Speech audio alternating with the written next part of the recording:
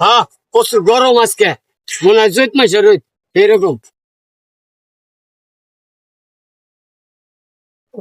তোরা এখানে? আরে দোস্ত, এখানে বসে আছি। ওই তো ঘাস তো ঠান্ডা আমি খুঁজতে খুঁজতে তোখানে তোদেরকে হরান হয়ে গেলাম খুঁজতে খুঁজতে।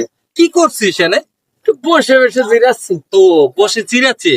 আচ্ছা দোস্ত, একটা কথা বলি বুঝছিস, এই যে এই যে নদীটা দেখতে পাচ্ছি, হ্যাঁ নদী।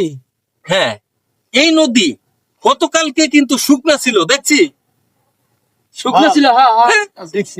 গতকালকে আমার নানি বুঝছি মতে নাই, আজকে নানি মোতার পরে নদী ভরে গেছে।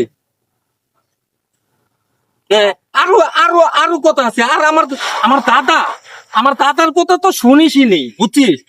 আমার দাদা যে ইয়া ছিল, উচ্চা লম্বা মনে করছে, এই নদীর মাঝখানে দাদা নামতো, দাদার ইয়া বড় বড় দাঁড়িয়ে ছিল একবারে। মনে কর দাদা যখন নদীতে নামতো ডুব দিত না, কিন্তু খাড়াই থাকতো নদীর মাঝখানে, ঠিক আছে। তারই মধ্যে এত বড় বড় এত বড় বড় চিংড়ি চিংড়ি আছে না, হ্যাঁ হ্যাঁ বোয়াল মাছ, এনে তারই লোকে বাইসে উঠতো। এই যে শালার গল্প, শালাই কয় ওর দাদা নাকি এই নদীর মধ্যে বলে নাইমে বলে খারে থাকলে বলে চিংড়ি মাছ বলে দাঁড়িয়ে রাখতে পারছে। শালার মন নাই কইতেছে যে কোন দামের জুতা দেখালি বাইরে বার বাইলি পারে।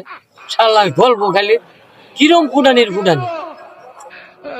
এ দোস্ত, তোরা বিড়বিড় করে আমাকে গালি দিচ্ছিস নাকি?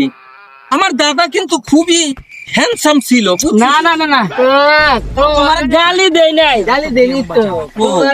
তোমারে আশীর্বাদ করলে যে গেট খোলা আছে, জুতা কেন রে? গেট খোলা আছে। আজ সাফা কথা বাড়াইছে, তুই সাফা দাও।